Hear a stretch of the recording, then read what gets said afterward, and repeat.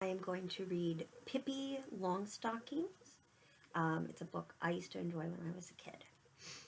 Way out at the end of the tiny little town was an overgrown garden, and in the garden was an old house, and in the old house lived Pippi Longstocking.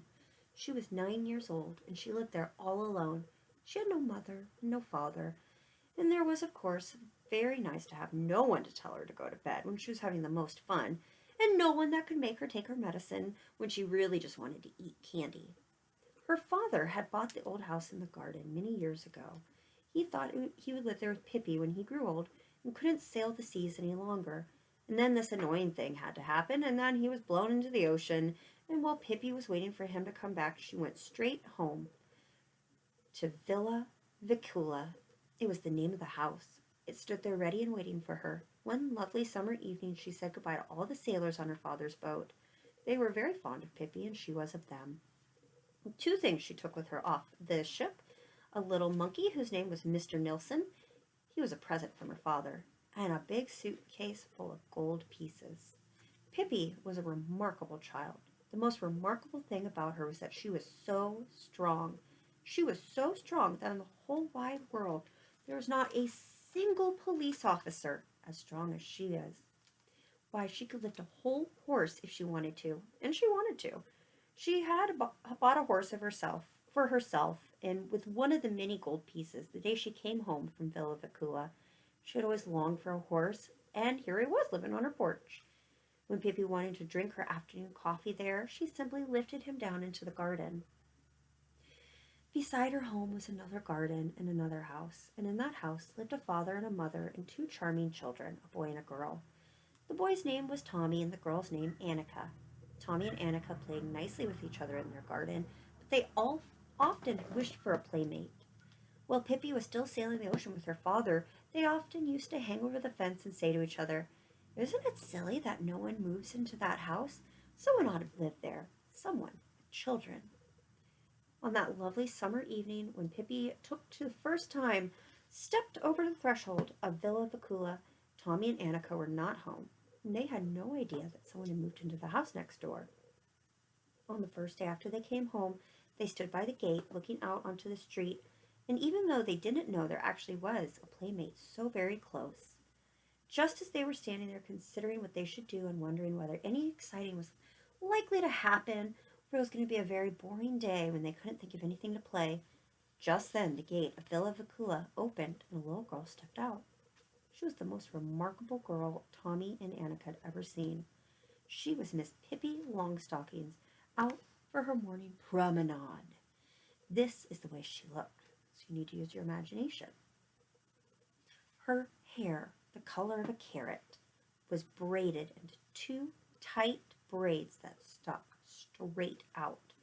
Her nose was the shape of a very small potato and was dotted with freckles. It must be admitted that the mouth under the nose was a very wide one, with strong white teeth. Her dress was rather unusual. Pippi herself had made it, and she had meant for it to be blue, but there wasn't quite enough blue cloth, so Pippi had sewed little red pieces on here and there. On her long thin legs she wore a pair of long stockings, one brown, the other black, and she had on a pair of black shoes that were exactly twice as long as her feet. These shoes her father had bought for her in South America, so Pippi would have something to grow into, but she never wanted to wear any others. The one thing that made Tommy and Annika open their eyes the widest was the monkey, sitting on this very strange girl's shoulder. It was a little monkey dressed in blue pants, yellow jacket, and a white straw hat. "Do you live here all alone?" Annika asked anxiously. "Of course not," said Pippi. "Mr. Nilsson and the horse live here too." "Yes, but don't you have a mother or a father here?" "No, not just in the teeniest bit," Pippi said. "But then who tells you to go to bed at night and things like that?" "I tell myself," said Pippi. "First, I tell myself a nice, friendly way, and then, if I don't listen, I tell myself again much more sharply. And then if I still don't mind, well, then I'm in for a spanking. See?"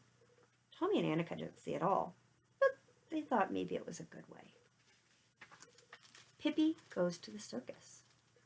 The circus had come to the little town, and the children were begging their parents to go to the circus. Of course, Tommy and Annika had asked to go too, but their kind father immediately gave them some money. Clutching it tightly in their hands, they rushed over to Pippi's. She was on the porch with her horse, braiding his tail into tiny pigtails, tying each one with a red ribbon.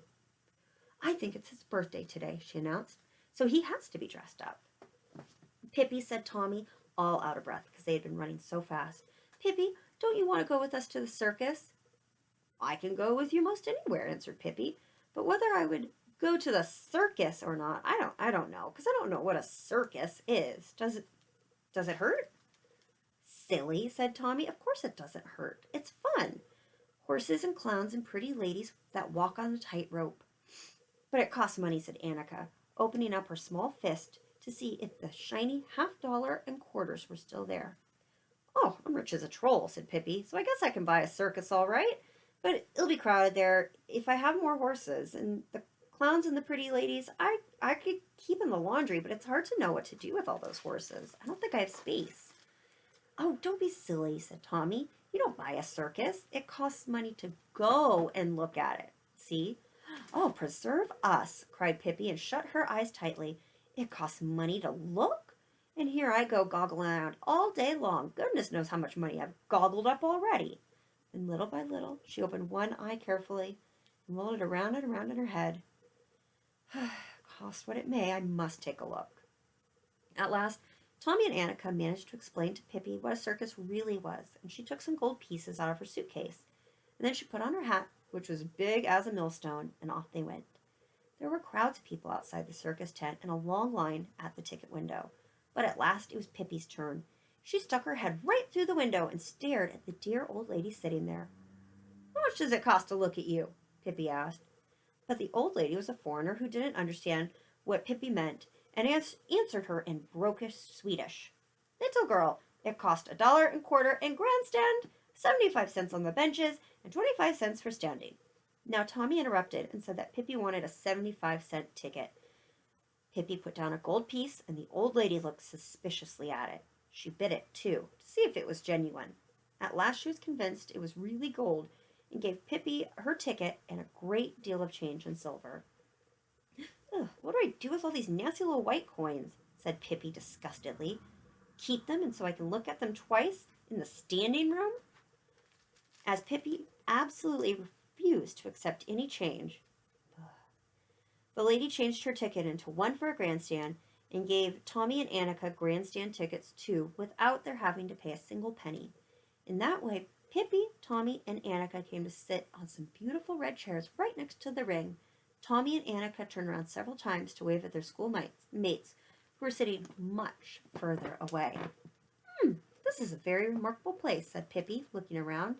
"But see, they've spilled sawdust all over the floor. Now, not that I'm over fussy myself, but it does look very careless to me." Tommy explained that all circuses had sawdust on the floor for the horses to run around in. On a platform nearby, the circus band suddenly began to play a thundering march. Pippi clapped her hands wildly and jumped up and down with delight. "Does it cost money to hear, too?" she asked, "or can you do that for nothing?" And at that moment, the curtain in front of the performer's entrance was drawn aside, and the ringmaster in a black frock coat with a whip in his hand came running out, followed by 10 white horses with red plumes on their heads. The ringmaster cracked his whip, and the horses galloped around the ring. And then he cracked it again, and all the horses stood still with their front feet up on the railing that was all around the ring. One of them stopped directly in front of the children. Annika didn't like to have a horse so near, so she drew back in her chair as far as she could, but Pippi leaned forward and took the horse's right foot in her hand. "Well, hello there," she said. "My horse sent you his best wishes. It's his birthday today, too, but he has bows in his hair in his tail instead of his head."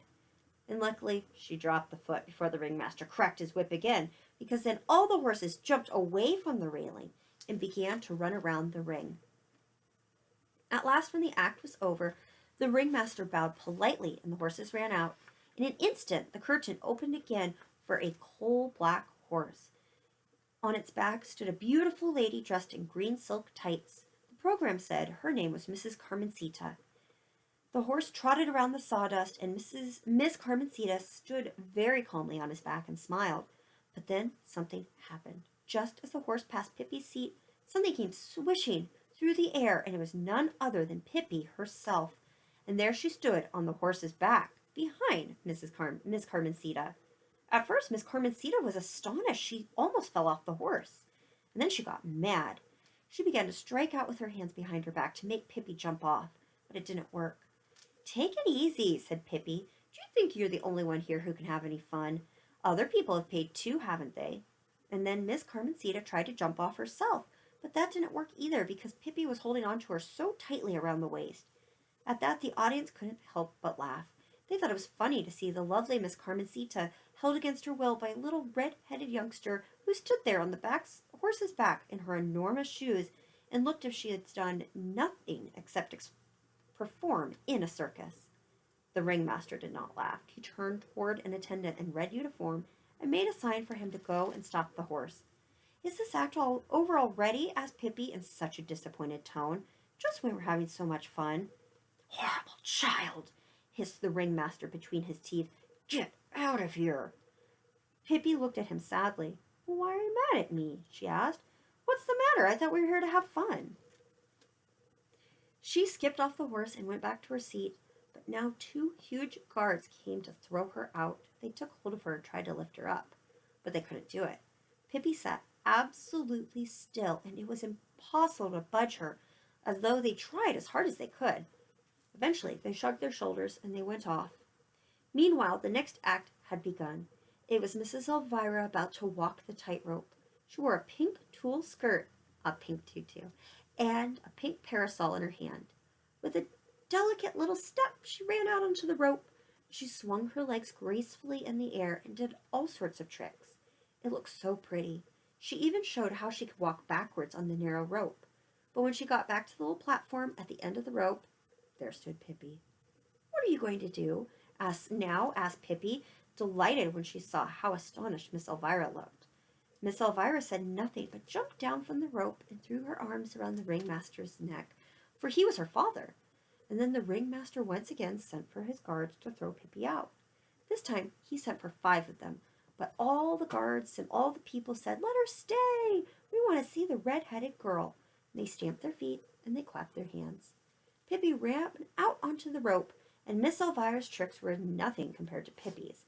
When she got to the middle of the rope, she stretched one leg straight in the air, and her big shoe spread out like a roof over her head.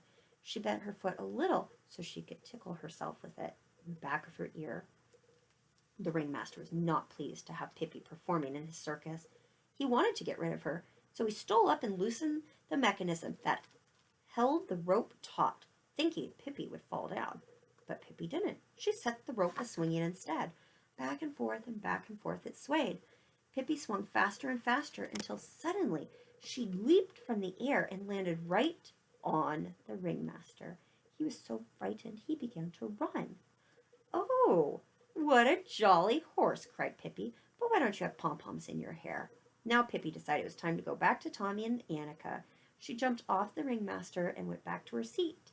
The next act was about to begin, but there was a brief pause because the ringmaster had to go out and get a drink of water and comb his hair. I'm going to stop it right there. We still have many pages left to go, and this video is getting a little long. So I will finish the story with you at a different time. Sweet dreams.